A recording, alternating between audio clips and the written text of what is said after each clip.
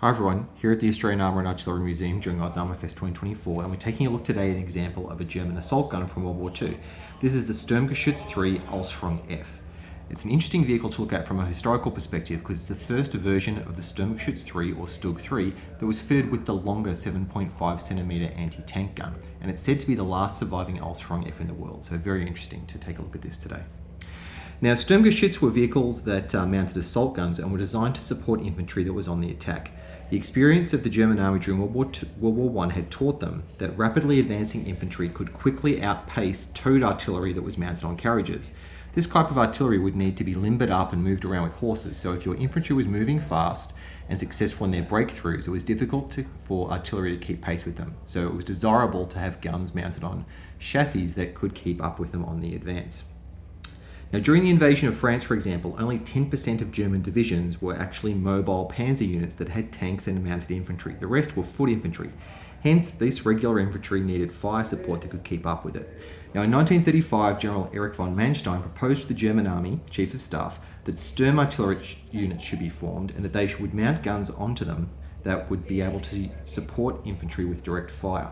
So these are not tanks. They have no movable turret and the gun can only traverse in a relatively narrow arc of about 25 degrees, after which the chassis needs to be turned to direct the gun.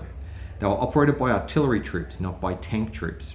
And it was designed to be employed with closely supporting infantry, and so consequently they weren't initially fitted with machine guns. The infantry that was working around them would provide their self-defense. Now, initially the gun mounted to Sturm artillery was chosen specifically because of its ability to fire high explosive rounds that could break up bunkers, assault heavily dug in infantry and attack softer vehicles, with lower priority being given to engaging enemy tanks. So the Stug III was used throughout the war, undergoing many upgrades in terms of protection and main gun, and was the most produced fully tracked vehicle of the Germans during World War II. Development started back in June 1936 with Daimler-Benz being requested to design the vehicle, and they used their existing Panzer III chassis as the basis. Prototypes were produced by Elket in 1937 and mounted the short-barreled 7.5cm Stuttkanone 37 L24 cannon in a fully enclosed case made on top of that chassis. Now, the Stug III would continue to use this howitzer-type short-barreled gun from Ausführung A through to E, and about 820 were made in that configuration. That same gun, that short-barreled howitzer, was also mounted on early Panzer IV tanks. Now, I did a short video on the Stug III's initial production variant, the Ausführung A, a few years ago, and you should take a look at that if you get a chance. This first model was made by Daimler-Benz and only about 30 were produced in that initial mark. From the Ausführung B onwards, it was made by Elket and about 300 were made in that Ausführung B configuration. The museum also has one of these, which is currently assembling.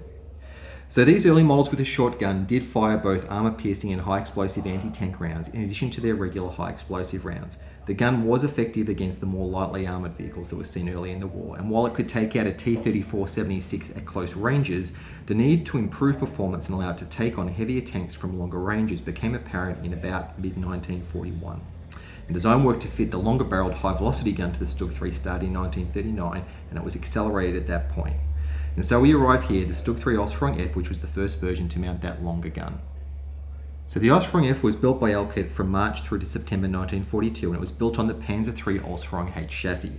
Some 366 were produced, and from September, the F8 model started production that was based on the later Panzer III Ausführung J chassis. So in terms of who made Stug IIIs, Ausführung A's were made by Daimler-Benz, Ausführung B through to F were made by Elket, and MEAG joined Elket in production of Stug IIIs from the Ausführung G, starting from about February 1943. So looking at some of the details here, you can see on the top of the Stug here, you've got the hatch for the loader and the commander, which opened. They were flat hatches still, there was no cupola. You've got a sponson on the side of the vehicle for mounting radios. There was also one on the other side. And here we've got the suspension. So as I mentioned, it's the Panzer III base suspension. So you've got 6 double road wheels per side. Each road wheel is mounted on a swing arm that goes to a torsion bar that runs across the vehicle. The front and the rear road wheels are damped, so you can see the dampers in place there. And you've got a front drive sprocket with a rear idle wheel and 3 return rollers, which at this point of the war are still rubber lined. Now, the Ausführung F, as I mentioned, was the first to mount the longer barreled high velocity gun. Initial production used the Stuttkanone 40 L43 that was based on the Pak 40 towed anti-tank gun. Lateral traverse of this all-new gun mounting was about 20 degrees in total.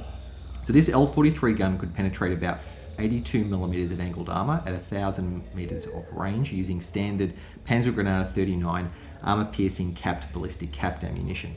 Compared to the older howitzer-type Stuck gun, there was a significant increase in muzzle velocity, with the round going from 385 meters per second up to 740 meters per second. So that's about 4 times the amount of kinetic energy with this longer gun.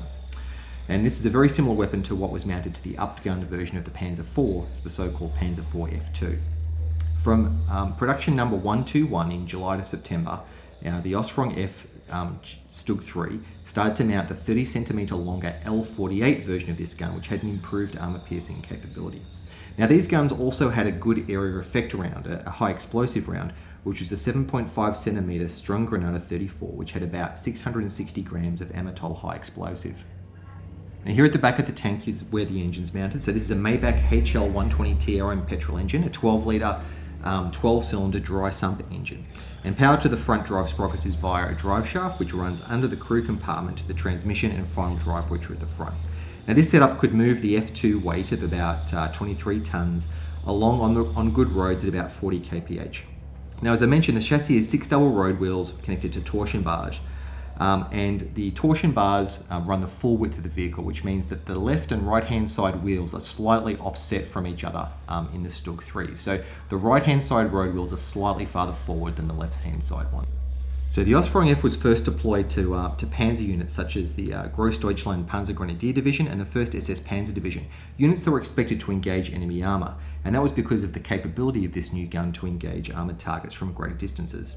So the first used on the Eastern Front from the summer of 1942 and were typically organised into Sturmgeschütz brigades, with batteries consisting of 3 platoons of 2 Stugs each. Later in the war, they also added command units to the Sturmgeschütz brigade, so you had 7 Stugs per battery, along with half-tracks and other vehicles. So the Stug 3 was used throughout the war on the Western and Eastern Front, was used in the Balkans and Greece, they were used in Italy, and there were even a few used in North Africa, and about 10,000 were produced in total across all models. By the end of 1943, with the high-velocity gun in full production, they were being employed as assault guns to help infantry, as tank hunters, and as tanks in some panzer divisions, with only about half of those being made going into the Sturm artillery. In April 1945, the last full month of the European war, Germany still managed to produce 100 of these assault guns. Now, moving around to the front of the vehicle, so you can see here the new trapezoidal mantlet that was designed to hold this longer gun. You can see that there's applique armour added, an extra 30mm on the front of the hull, on top of the 50mm that the basic Stug 3 had and that it inherited from the Panzer 3. And you've still got the older bolt-on type tow recovery points that you can see on the left and right hand side of the vehicle. Now, this example was reputedly involved in fighting around Stalingrad in late 1942 and early 1943, and as I mentioned, is said to be the last surviving Osprong F in the world. So I want to thank you for getting to the end of the video and listening to me bang on about this armoured vehicle.